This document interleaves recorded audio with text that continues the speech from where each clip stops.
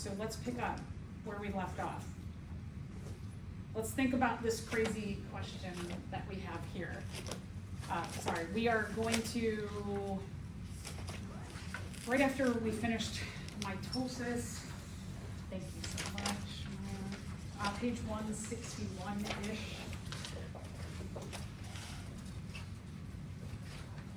We have a question, things that happen to us, right? Sprain your ankle. All these things are going to happen once you are injured in your body. Platelets are attracted to the sprained area. Why do they release platelet-derived growth factor and epidermal growth factor? Okay, if you're like, what is all that about? These are things that activate the cell cycle. So you are injured and you damage a bunch of cells that need to be replaced, is really what it's getting at here. We want to think about why are you activating the cell cycle?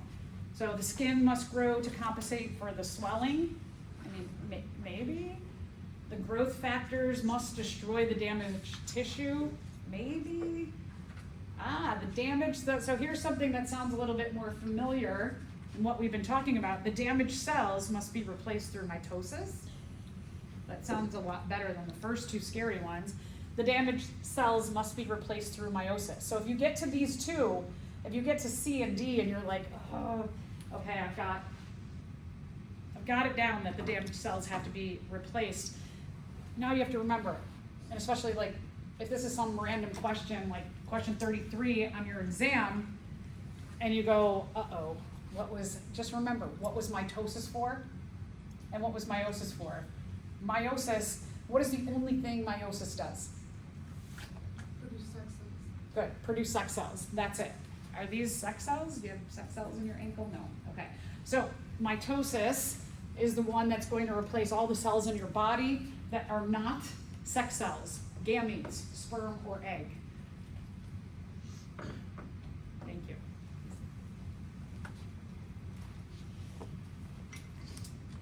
Okay, so here's the thing. When your cells are going to undergo mitosis, meiosis, if you're a prokaryotic cell and you're doing binary fission, you're doing cell replication, you have to copy. You have so much that's going to be done in the cell within a short period of time. So things that your cell has to do. One is your cell has to replicate all the organelles so that you have a set of organelles for the two new cells. That's a lot. That's a lot of things, right? Remember the structure of the cell and all the organelles. So that's a lot that's got to go on. Also, you have to replicate the DNA. The volume of DNA for a cell is essentially like, let's take your notebook that you have in front of you. If I said to you, I need you by Thursday to write out your notebook 12 times. That's essentially what a cell's volume of information is found in the nucleus. That's about the amount of DNA we have. It's a ton. Cells are doing this in a matter of minutes to maybe a couple hours that they are replicating all this information. Even if I gave you, let's say one time, I said, I want you to copy your book in front of you one time by Thursday. Are you still going to be rushing to get that volume of information copied? Yeah, it's still a lot, right? And this is only a fraction of what the cell has to do. Do you think because you are rushing to get this done in such a quick period of time, you are going to make mistakes? Oh, for sure, right? So now think about it. If the cell has to do that 12 times in a shorter period of time, do you think the cell is going to make mistakes? Oh yeah, it's going to make mistakes. What happens is that in the copying of all of that genetic information in that short period of time, the cell makes mistakes. And what those mistakes are called is they're called mutations. A mutation is a mistake in the copying of the DNA. Is it intentional that the cell is making mistakes or mutations? No, it's not intentional. So here's a really crazy thing in terms of the bigger picture of how organisms have evolved over time. evolution is based in these little mistakes that we call mutations that are not purposefully made. They are accidents. They are total accidents in copying that volume of DNA in such a quick period of time to make new cells. So meiosis, when the cells are making sperm and egg, the mistakes that are made in there equate to a mutation in the offspring. Now, when you think of mutation, do you think of something positive or negative? Right, we usually think of something negative. But mutations, here's the thing about a mutation, a mistake that can be made. One is that, yeah, it can be something really bad, right? We often think like, if someone has a mutation, they have a disease or a disorder, or there's something not normal in the product, in the phenotype of what they have. But a mutation can result in the same outcome. It can code for, and we'll talk about that as we get into genetics, that it can code for the same exact outcome. So sometimes, and we'll talk about the repetition within the genetic code that allows for this, so sometimes it could be the same thing. So it can be a bad thing, it could be a nothing, or the other thing is it could make the organism better. The mutation can actually code for something good, and we don't talk about that very often. So these little mistakes have allowed for organisms to evolve over time. But our cells, what they want to do with those mutations is they want to correct them. Because again, you got a 1 in 3 shot of it being really, really bad. Could be bad, could be nothing, could be good. I mean, is that a gamble that anybody wants to take? No, right? Our cells have what are called checkpoints. So within the cells, there are 3 major checkpoints that allow for the correction of these mistakes before the daughter cell is made. These checkpoints are going to regulate any mistakes. Well, they're going to try, I'll say they're going to try to regulate any mistakes that are made.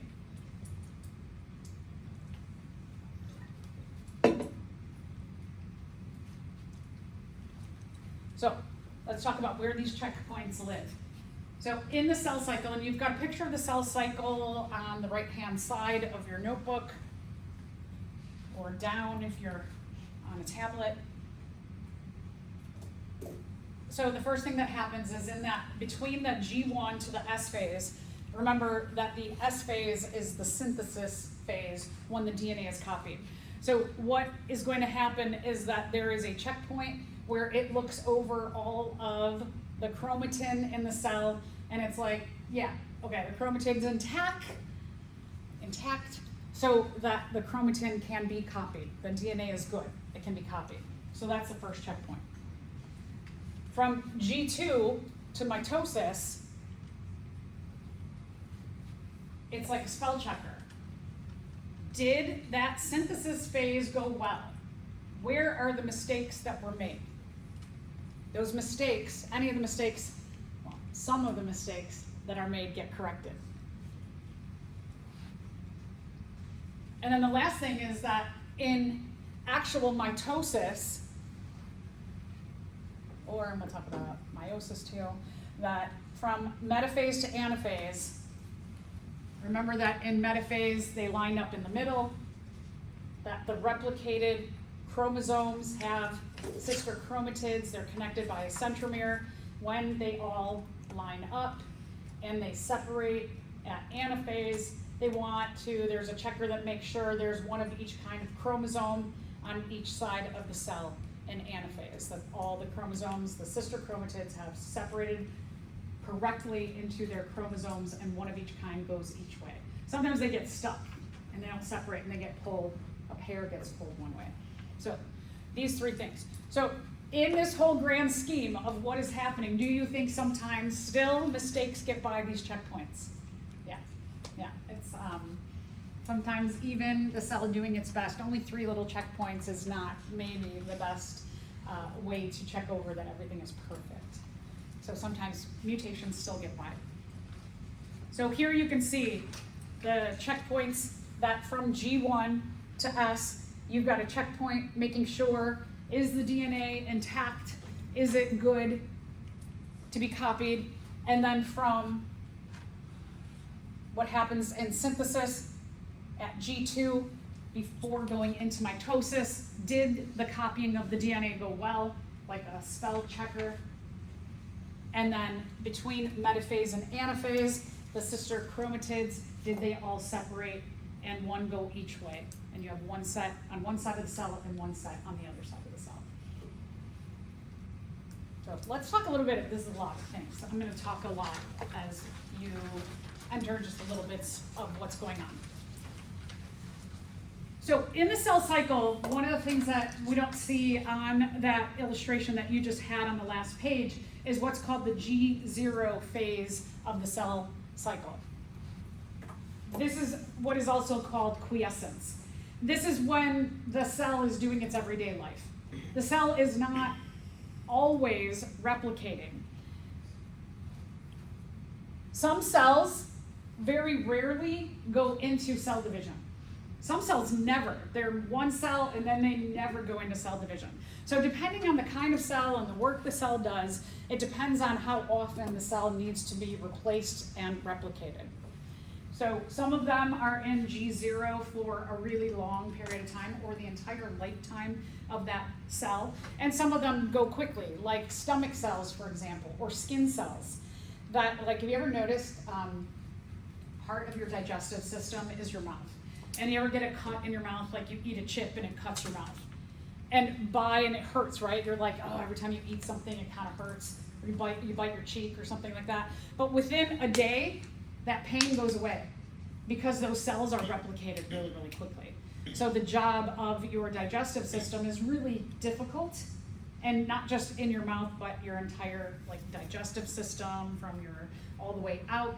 Those cells, they are replaced quickly because they have things that are pushing through constantly that can slough at them.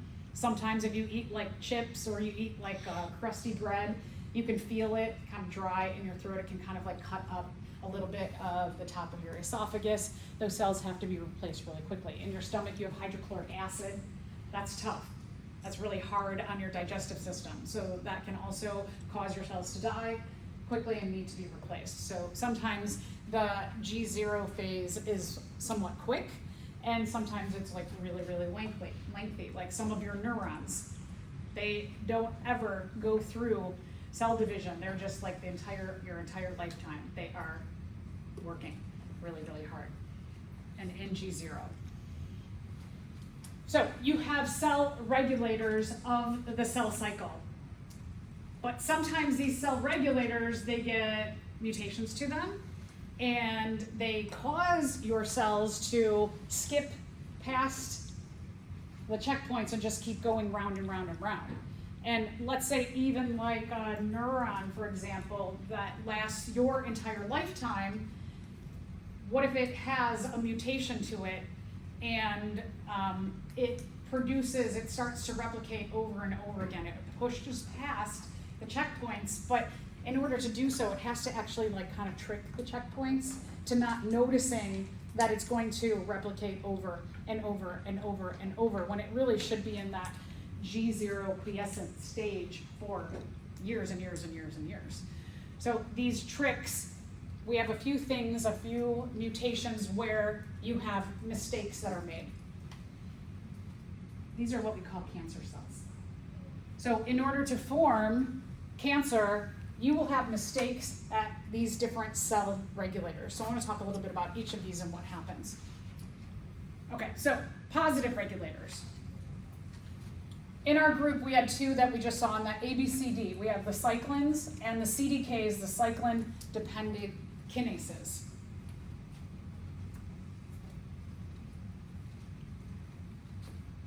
These regulate the checkpoints. So if there is something wrong with these, the checkpoints don't happen.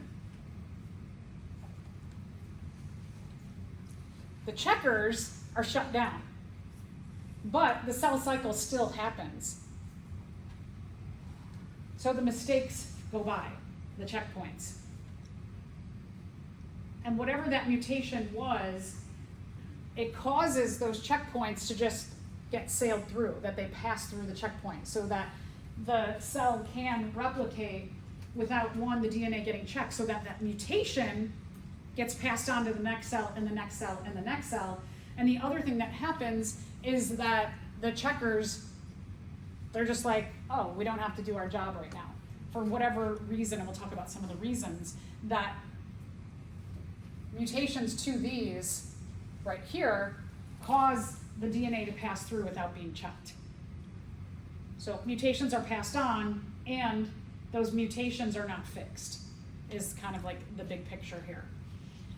So what happens here is that you have a few things that have to happen going into the checkpoints. That you have CDK and cyclin. You can see that they fit together, right? Just like we've been talking about how the substrate and the enzymes, they fit together like two puzzle pieces. So you can see they are shaped so that they bind together. You have what's called a phosphate donating protein. There's a protein that gives a phosphate that when this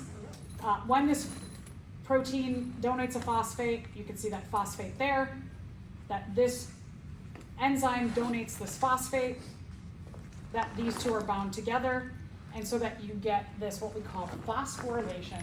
Phosphorylation is just a fancy name that a phosphate group is added. ATP is phosphorylated. When you have ADP and you add on that other phosphate, it's phosphorylated. It adds a phosphate. That's what that fancy term phosphorylation means, add a phosphate. So here you see that when the kinase adds a phosphate to this complex of cyclin and CDK, what it does is it activates a target protein to bind also. And that what happens is that you have a reaction where the phosphate, which is bound to these here, that phosphate is given over to the target protein, and then that is produced. This is what happens when everything goes smoothly. So this is what we want to happen. When there is a mistake, the target protein doesn't get made. The target protein here, when we're talking about this right here, this is a checker. This is a checkpoint. So that if this doesn't get donated, the checkpoint doesn't happen. All right, so that's a positive regulator. The negative regulators, when something goes wrong with these negative regulators, so what I should say, when something goes wrong with the positive regulators, the negative regulators kick in. The negative regulators are watching to make sure that this whole process here goes correctly. When this process doesn't go correctly, the negative regulators are the killers. They kill at some step. They stop this from happening. So your checkpoints, it stops the cells. So like I said, when you go from checkpoint 1 to check over the DNA to make sure it's okay, if the DNA is not okay, what's going to happen is that one of these negative regulators is going to kill the cell. So DNA is like just kind of like has a lot of chops in it or is missing some nucleotides. What's going to happen is that it's going to be like, nope, no good. And these negative regulators step in and they kill off the cell. So G1 checkpoint, making sure the DNA is good to go, that it's in good shape. This is called P53. P53 is going to check during that first checkpoint that the DNA is good. If the DNA is not good, it's damaged, it induces this crazy term. It's called apoptosis. Apoptosis, what that means is that it says, I'm going to kill myself off. So mechanisms within the cell go, this cell is no good, it's got mutations to it, so let's just like destroy the cell. If you remember from the parts of the cell, all the different organelles, you had organelles called lysozymes. Lysozymes were little packets that were filled with some kind of enzymes that are going to dissolve. You open up that vesicle that's filled with the lysozymes. The lysosome has lysozymes in it, and they're enzymes that, when they get opened up, They dissolve the cell. Kind of a little bit similar to what happens in your stomach, that you've got stuff that's going to break down, start to break down the cell into parts, so it says that, no, this cell is not going to be replicated. All right, P21. P21 is controlled by P53. So they all work together. These negative regulators work together. So if, going back to the positive regulators, if CDK and cyclin don't bind together right, P21 steps in, and it's like, Remember that like wavy binding. If that doesn't bind right, if they do this, or they just don't bind, then P21 tells P53, kill the cell. So here's another checkpoint regulator. They're negative because they're killers. And then you have the RBs, the retinoblastoma.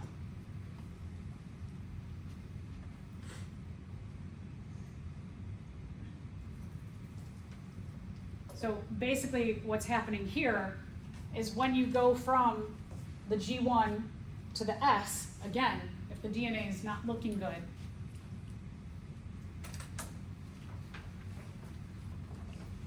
what normally would happen is the RB will bind to a growth factor called E2F.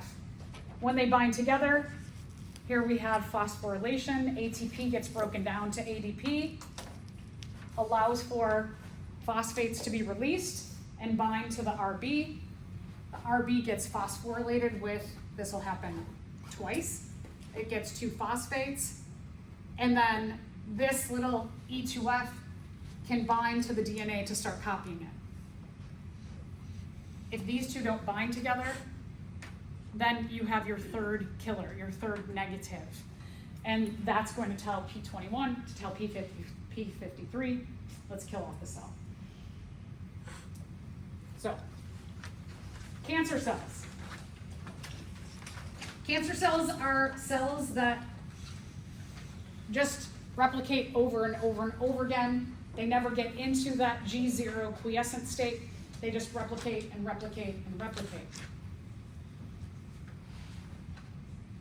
One of the things about, and so cancer cells mean that for whatever cell we're talking about, remember we said that different cells do different things, that this, whatever particular cell has too many cell divisions for its kind. That it just keeps replicating and replicating, and it starts to make a mass of cells. And we call that mass of cells a tumor. Every day in our body, we have cells that have mutations that become cancerous every single day. Our immune system, so this whole checkpoint system that we just went through, our positive and negatives, that they are like, okay, I see this is bad, and your cells get killed off, your cancer cells get killed off. So how do you get cancer then? Cancer are mutations in the cells that trick all of those checkpoints and those factors that, and they can say like, they basically are like, something in the cell that goes, I'm not here, I'm okay, right? I'm okay, don't pay attention to me. And then your checkpoint's like, oh, okay, go on through. And they trick the checkpoints into not understanding that they are bad. And so it's those mutations that are being studied, is like how and what those mutations are that trick our own mechanisms within our cells to not see them. Because how do we often find cancers? Because you get like a weird sore throat. You feel a lump. You start to get itchy and nobody can explain why. And so usually there's some outcome that we start to notice that something's wrong in this whole process, and you go to the doctor and figure out that something's going awry in the cells. Okay, so what these kinds of mutations are called, they're called oncogenes. Oncology is the study of these kinds of cells. So these kinds of genes are named oncogenes. Now, is there one kind of oncogene? No, there's like different oncogenes for every kind of cancer, and even within certain cancers, if we're talking about, let's say, like pancreatic cancer, breast cancer, testicular cancer, they have their own special kinds of oncogenes. And there may be more than one oncogene per each kind of cancer, and plus per each kind of cancer. Because we know that, like, for example, we're talking about breast cancer, there's a lot of different kinds. There's a lot of research that needs to be done. Now, what happens is that, let's say that in your tumor that's growing, that what will happen with these genes is that you get a first mutation, and then the oncogenes are programmed to, after a number of replications of this kind of cancer cell, a second mutation pops up, and then a third mutation, and a fourth mutation, and eventually your cells become what's called malignant. And those are the ones that are more dangerous to us, that become what we would call cancer. So all of these mutations, as they compound, the different kinds of mutations, what they're doing is they're tricking all of the different levels of checkpoints to our cells to just let them go, let them keep growing. If you like puzzles, there's so much research that we need done. Every kind of cancer, and within every kind of cancer is cancer, and with every kind of different cancer, these mutations are all mysteries to figuring out what needs to be done to cure them. Is it a combination of chemotherapy with radiation? What kind of chemotherapy? Every kind of chemotherapy is different kinds of medicines that are used. Very complicated. So these RB, P53, P21 are killers, are called tumor suppressor proteins. They hold down, right? They're killing damaged cells, and they're repairing what's wrong with our RB, our P53, and P21.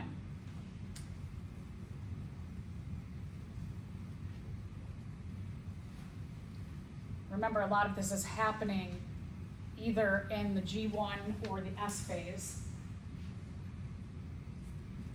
Really looking at what's going on with the DNA. Is the DNA good? Is the DNA damaged? Does the DNA need to be repaired?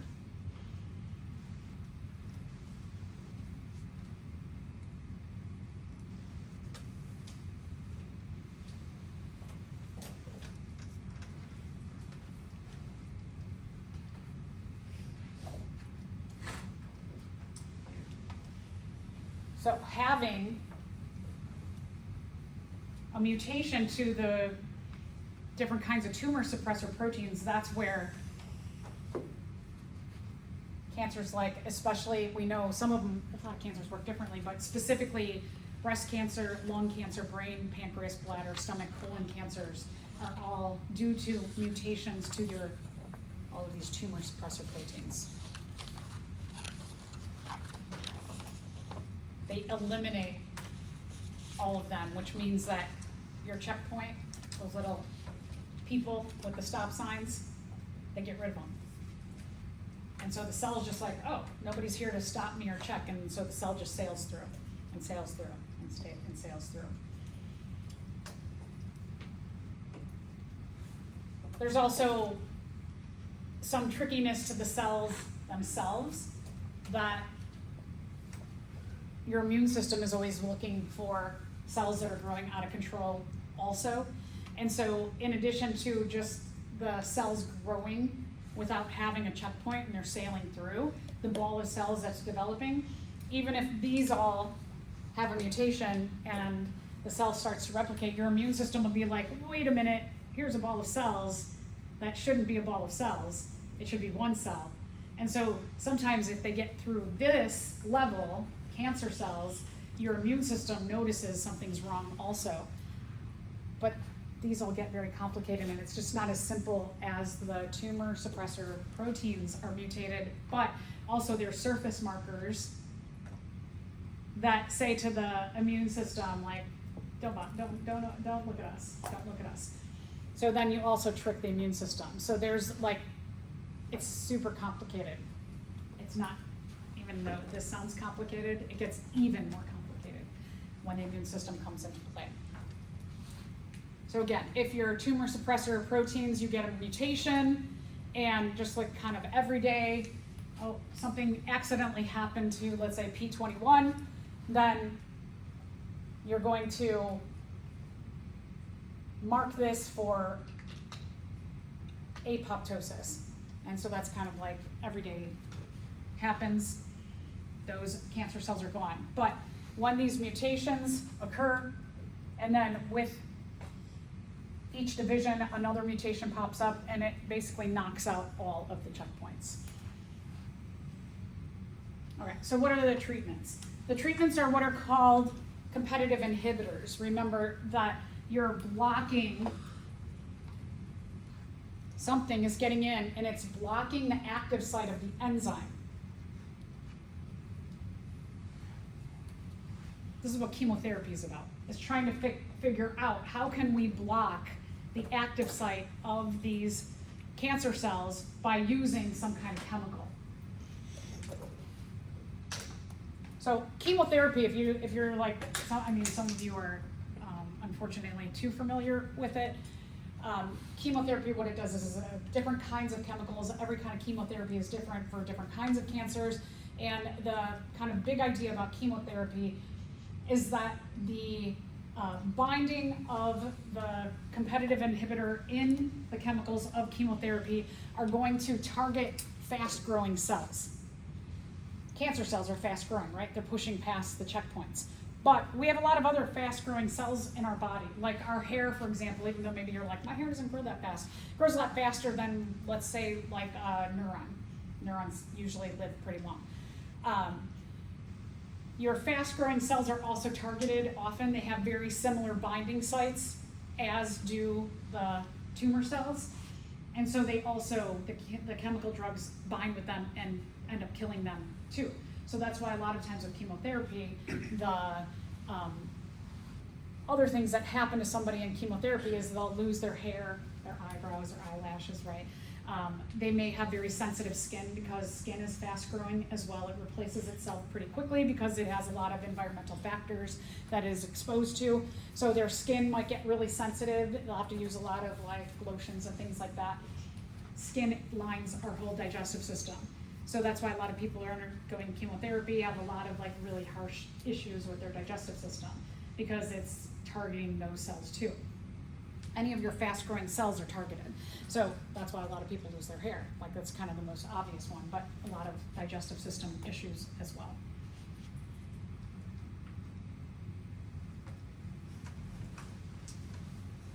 There is no one kind of cancer, so there is no one kind of chemical cure or one kind of chemotherapy.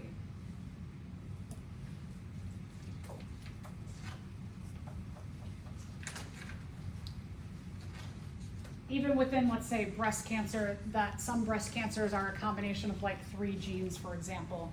That if you have of these 3 genes, let's say having any 1, 2, or 3 of these genes mutated will cause you to have this specific kind of breast cancer.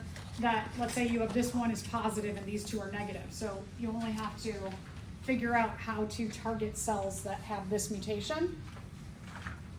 Your chemotherapy will be specific to this mutation. If you have 2 of them, you're gonna have you're gonna have this kind of chemotherapy, but now you're gonna have this kind of chemotherapy added to your solution. And if you have all 3 positive, you're going to have this, and this kind of chemotherapy that it compounds. So there are very big differences between even one kind of cancer. You can have a different version of that cancer, which will give you a different version of what's being put in that bag that's being injected into the person during chemotherapy sessions. So it's kind of like basics, very basic things about what happens. Did we do this question yet? Okay, so which of the following is not a function of mitosis in a multicellular organism. Does mitosis do growth from a fertilized egg? You have a fertilized egg. Egg and sperm come together, they make that first cell, and that first cell splits into two. Is that mitosis? Yeah. Yes, yes. So first cell is made, it goes into mitosis. Does mitosis replace damaged cells? Yeah. Does it maintain our tissues? Yeah. Does it produce the sperm and egg? No. Okay. So this one is a little bit of a like you really got to think about. Meiosis only produces gametes. The only thing that meiosis does is it produces gametes. This term gamete, you might want to write down sperm and egg. Sex cells. These are all terms. Sex cell, which are the sperm and egg, which are also called gametes. Gametes, sperm and egg, sex cells. 3 terms that are interchangeable. That is meiosis. Mitosis is for growth, repair, development, and maintenance. Growth, repair, development, and maintenance. Growth, repair, maintenance, development. Growth and development often go together.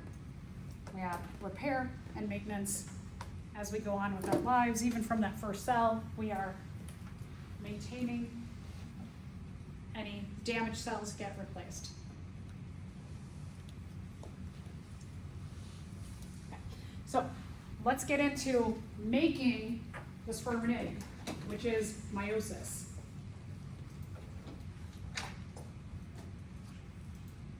So, right, just next.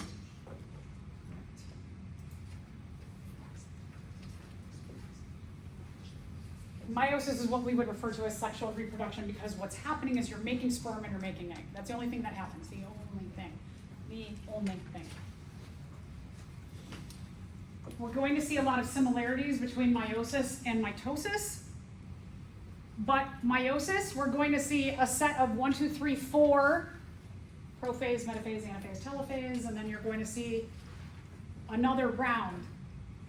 1, 2, 3, 4 again. Prophase, metaphase, anaphase, telophase. So we call them, and I know we've made a specific,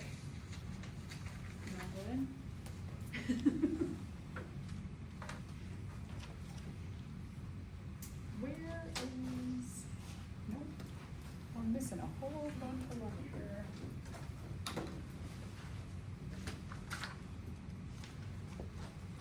Okay, well, we're gonna skip ahead. It's on the next page.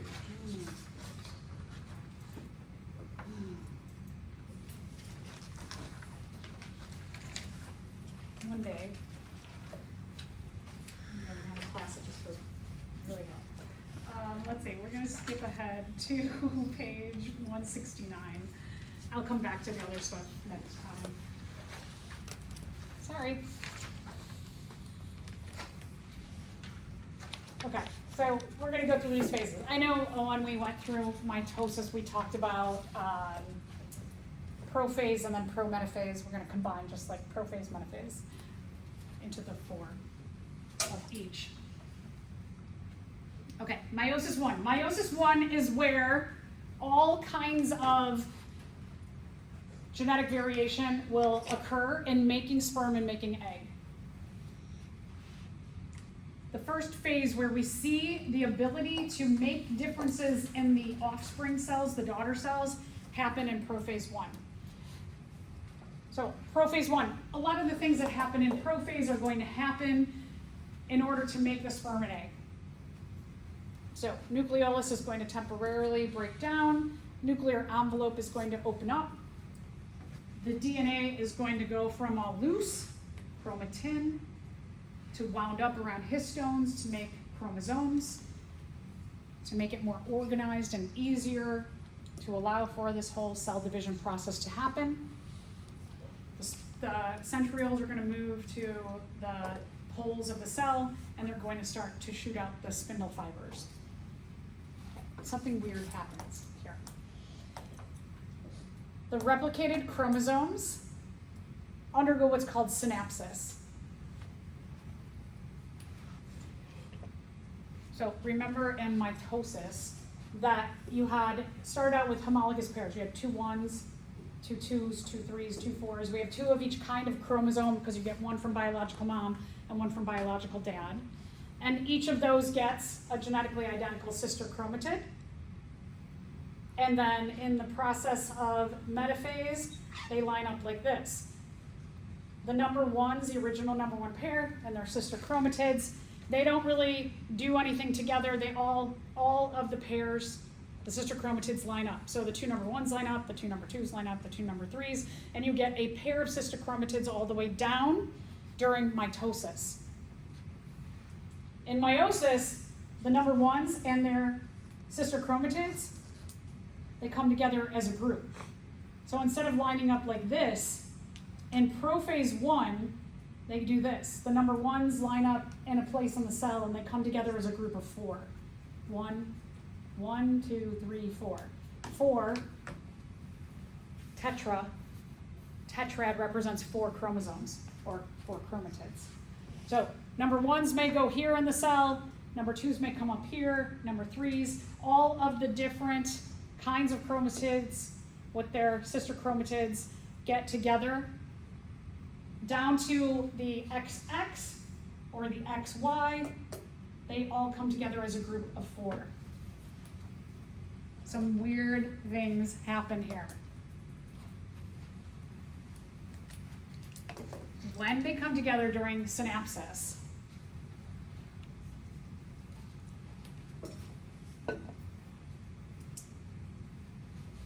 there is programming within our DNA during meiosis for when it's meiosis and they come together as a tetrad. So there's programming in our DNA that says, hey, remember during mitosis you line up like this? There's programming that says, no, in the cells that make sperm and egg, they have programming that says sister chromatids come together as a tetrad.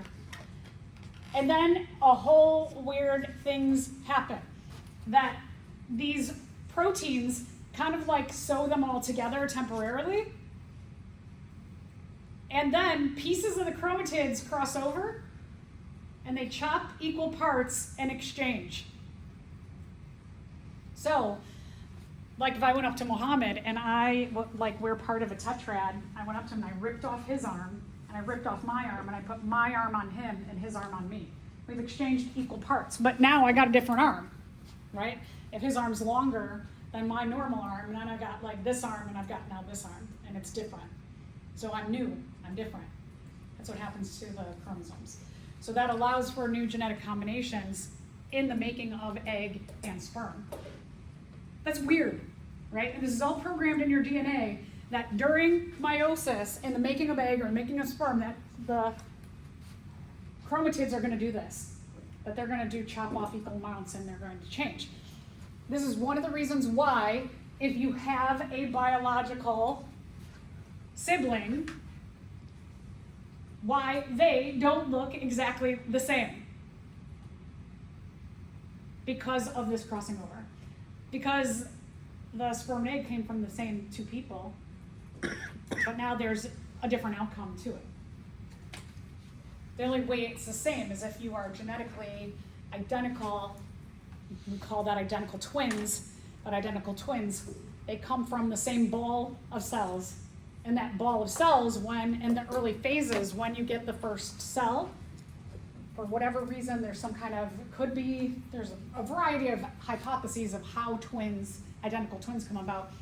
But one of the ways that we know is that ball of cells, when it's one ball, so it comes from 1 sperm and 1 egg to make that first cell, that undergoes mitosis, and it starts undergoing mitosis.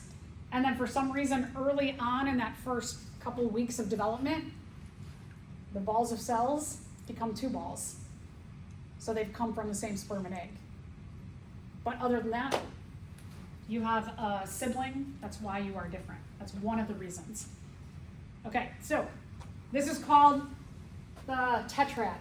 That you have, if these are the number 1 chromosomes, that they each have their sister chromatid. They come together They get this temporary sewing. It's very precise to make sure that equal amounts are going to be exchanged. You see the proteins zip the homologous chromosomes together, meaning that they're kind of sewed into a group. Controls this whole process so you get exact equal amounts. You're not missing any genes or any DNA when you do these exchanges. And then they go chop, chop.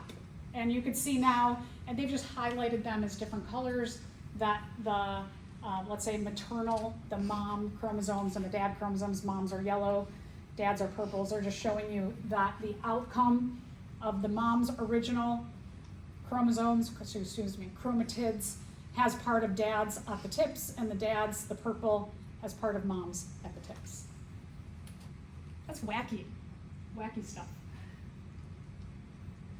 Okay, so that all happens. That during prophase 1 of meiosis, you get this what's called crossing over. Chromosomes cross over and exchange, and that leads to new genetic combinations in our offspring. Also, nuclear envelope is breaking down, nucleolus is breaking down, the centrioles are starting to move to opposite sides of the cell, and they're starting to shoot out spindle. So a lot of things that you saw with the prophase of mitosis happen to set up the whole process of cell division also happen here, but the chromosomes line up as tetrads and they cross over.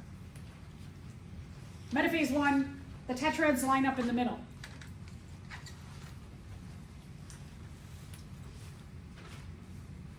But we have a difference in how the chromosomes line up, and I'm going to show you. You have pictures to illustrate this, the difference between the way chromosomes line up in mitosis as opposed to meiosis.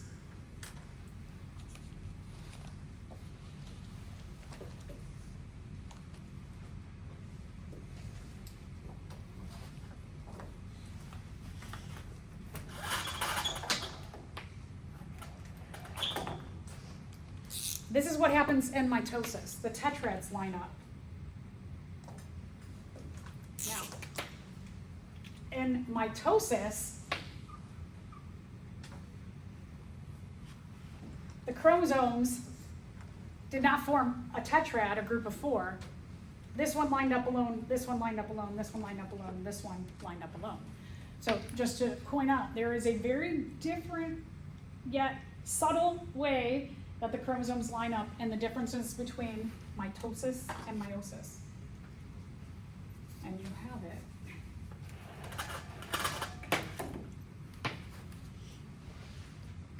here. This is what the tetrads look like during meiosis, but during mitosis, it's like that, like everybody lines up individually. All of the sister chromatids line up individually. They don't care what their partner homologous chromatids do. They don't care. But in meiosis, they do. Anaphase 1. There's another way that we get new variations, new genetic variations in the cells that are produced. This is another reason why siblings don't look exactly the same.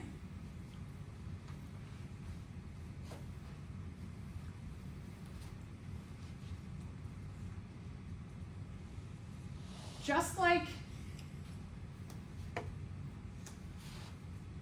so the tetrads, the way they line up, they come together at the middle point of the cell, this way. Tetrads come up at the middle point of the cell. So if these are your number 1 group, they might do this, and they come together, and during anaphase, our number 1 group might go like this, and just separate, like whatever's on top goes to the north pole, and whatever's on bottom goes to the south pole. But let's say that our number 2s, which are like this, again, lined up, but the ones on the bottom are somewhat, for whatever reason, they are stimulated that the bottom one goes north and the top one goes south. They don't just all go like this, where they're all lined up and everybody on top goes that way and everybody on the bottom goes that way. Each tetrad can do their own thing. They can do this, or they can do this. And each tetrad does their own independent separation. So that allows for a lot of different combinations. All right, if you're like, what does that still mean? I'm so confused. Let's say that we're just looking at 3 tetrads. And one of the options is in 3 tetrads that all, let's say moms are the yellow chromatids and dads are the purple chromatids. And let's say all the dad ones go north and all the mom ones go south. So you just get, everybody does this. Here, the first 2 might do that same kind of thing, but the third pair is like, nah, for whatever reason, they're like, we're gonna do this. So you have a different combination between here and here. And then here, maybe the first ones do the north-south thing, and then the other ones go the opposite ways, and they do that. And then you can get all different kinds. Might do every other one in this cell. They all just do independently. They independently go to the poles. They don't care what the other tetrads are doing. So here's the second reason why siblings look different. Other things that happen during anaphase are spindle's fully formed. The spindle is controlling this. Pull to either side. Nothing in the middle. That the tetrads separate so that the middle is empty and you get a section of DNA and a section of DNA, full spindle, full spindle. And then telophase just cleans it all up. Telophase is going to make 2 new cells. But here's what I want you to recognize. Telophase, sister chromatids are still together. Because the sister chromatids are still together, we have to go around and do another phase of meiosis to separate the sister chromatids. Because we want them to become individual chromosomes. So this is why we have 2 rounds of meiosis. We want our chromatids to become independent chromosomes. So, meiosis 1. In prophase 1, you get crossing over, allows for new genetic variation. Everything else is very similar to what happens in mitosis, except for tetrads come together, individual chromatids don't line up independently of each other. Everybody lines up, tetrads line up in the middle. Tetrads separate independently of one another. This is called independent assortment. That happens in anaphase 1. And then telophase makes 2 new cells. Crossing over, prophase 1 causes new genetic variations. Independent assortment, anaphase 1 causes new genetic variations. So here's our 2 places that we get new genetic variations in the making of the sperm and the egg. Which events listed below is one of the reasons for genetic variability seen in meiosis. This should seem kind of easy now, but again, what if it's question 40 on the exam? You gotta remember what this means. The process of meiosis causes an increased mutation rate. Did we say anything about this being more than mitosis? No. Homologous chromosomes exchange DNA with one another. Sounds interesting. Homologous chromosomes exchange RNA with one another? No, we didn't talk about RNA at all, right? Dividing cells exchange whole sister chromatids? No, so let's go back to, they exchange pieces, like little strands of DNA. Some of the DNA is exchanged, not whole sister chromatids. All right, meiosis 2. Meiosis 2, same things happen as what happens in mitosis, except for you have 2 cells that are going to do it. So we were left at the end of telophase 1 with 2 cells.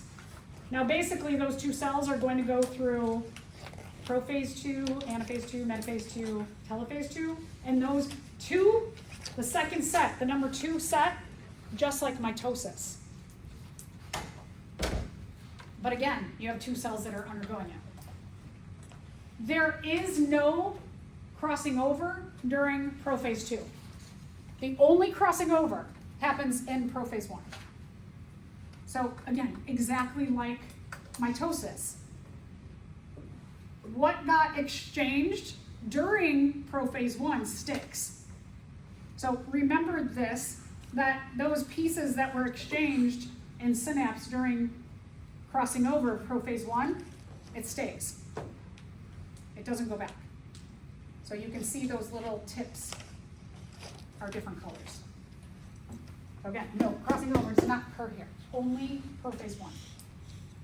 Okay, metaphase 1, the chromatids line up in the middle just like they did in metaphase of mitosis. And then they're going to all line up independently. The chromatids line up. The spindle is going to pull them apart. Everybody on the top half go to the top. Everybody on the bottom half go to the bottom. Independent assortment doesn't happen. So the chromatids, they're going to do this. Separate, separate, separate, separate, separate. They're not going to do their independent thing. They all, top ones go up, bottom ones go down. Just like mitosis. In telophase, we've got 2 cells to separate to make 4 cells. So nuclear envelope comes back around, centrioles are done, spindle's done. If we're talking about an animal cell, the plasma membrane pinches in so that we end up with 1, 2, 3, 4 cells. Okay, so let's think about the DNA and the amount of DNA that is resultant in meiosis. If a diploid cell replicates its DNA so that it now contains an amount of DNA equal to 4n, how does a haploid gamete get a 1n number of chromosomes and a 1n amount of DNA? Some of you are like, I have no idea what that means. So we will talk about it. How many divisions do we have in mitosis? 2, right? So we have 2 meiotic divisions. So we're looking for something with 2 divisions. 2 meiotic divisions, yes. 1 meiotic division, that's like mitosis. Mitosis has 1 division. 1 division, no, 2 divisions. Okay, so we're playing with A and D now. There are 2 meiotic divisions and 4 daughter cells produced. 1, 2, 3, 4, right? We're going to take 2 cells and separate them into 4. So that sounds pretty good. There are 2 meiotic divisions and 2 daughter cells produced. No, we get 4 cells. So correct answer, there are 2 meiotic divisions with 4 cells produced. Which leads us to this illustration here to show you what has happened. So let's talk about chromosome number. We'll use this.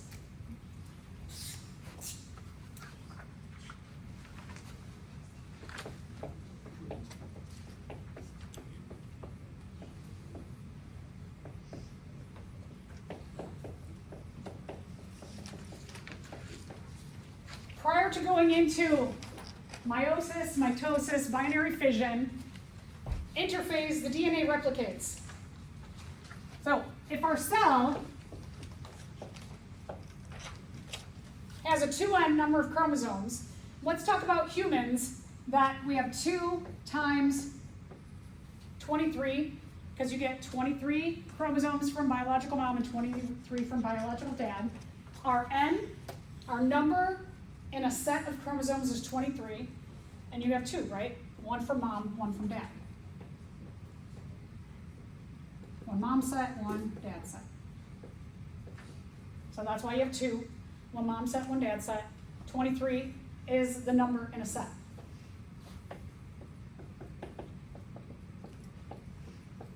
So that's what these 2 mean. N is the number in a set. For humans, our number in a set is 23. So you get 2 times 23 is 46 chromosomes. The DNA replicates. But, okay, this is where things get really weird in terms of numbers because you want to be like, yeah, the DNA replicates. So 46 times 2 is 92, but we don't call it that. We call it 46 times 2. We leave it as 46 times 2 because a chromatid doesn't count as one a chromatid counts as one chromosome times 2 parts.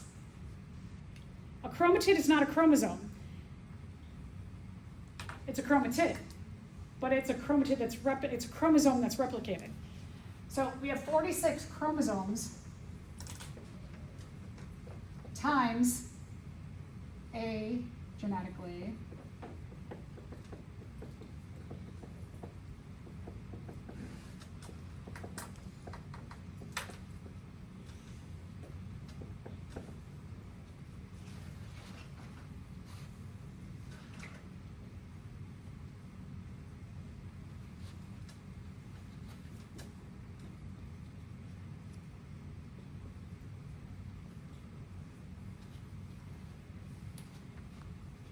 if you're like, this is dumb, why don't we just call it 2 instead of 1 times 2? Because that's the way it goes in the world of genetics and biology. So that I want to make this clear that for those of you who go on to take microbiology, cell biology, anatomy and physiology, comparative anatomy, where this stuff will come up again, you know what they're talking about. So you're not like, well, she just said it was, 92. Well, it's very specific. It's 1 chromosome times 2 chromatids.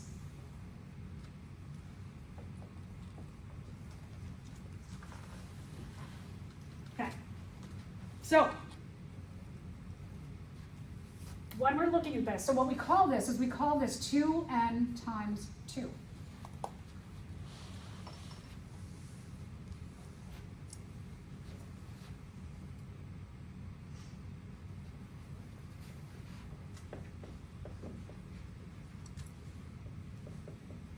So I'm going to just carry this through, and we'll look at the chromosome numbers, so that when we go through all the phases of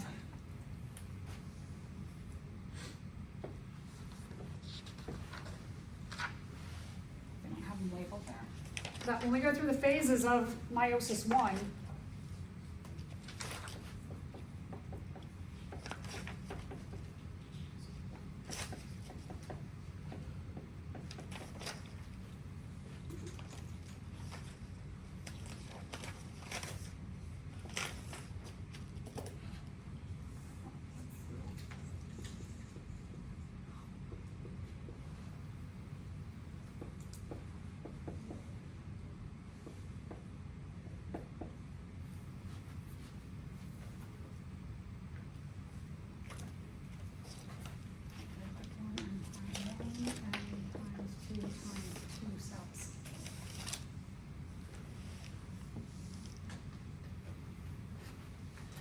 so here,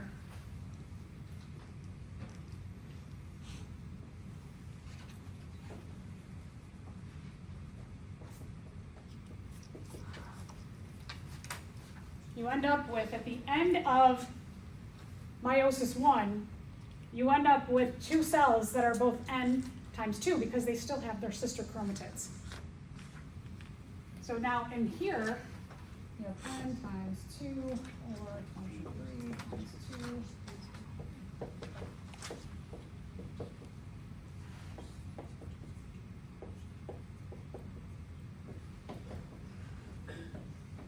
I know this seems tedious. I'm with you.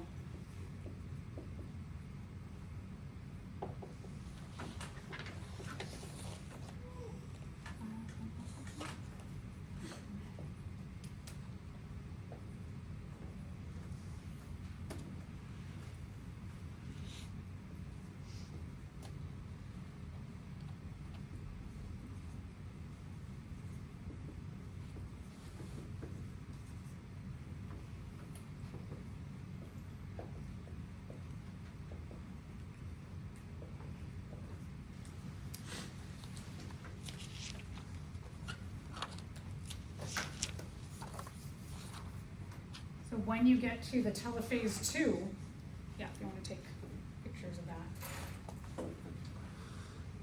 When you get to the telophase 2, your N times 2 separates into two N's.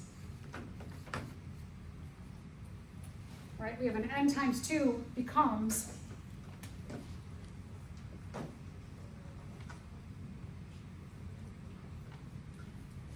an N and an N. Sorry, I know I added one more thing, always.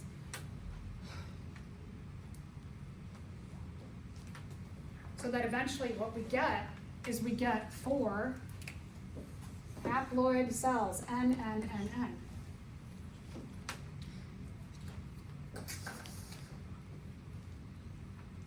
Four haploid cells. Remember in mitosis, you got 2 diploid cells. You went through one phase of this. So that what you ended up with is you ended up with 246 times 2 at the end of mitosis. But because we go through one whole round and another whole round, we separate the DNA, what you get in mitosis, and then you separate this again. Each of your cells divides up to have an N, N, N, N. Still the same amount of DNA that we started with, but different method that gives us 4 N cells as opposed to 2 N cells. Okay? I know, picky stuff, but important to understand.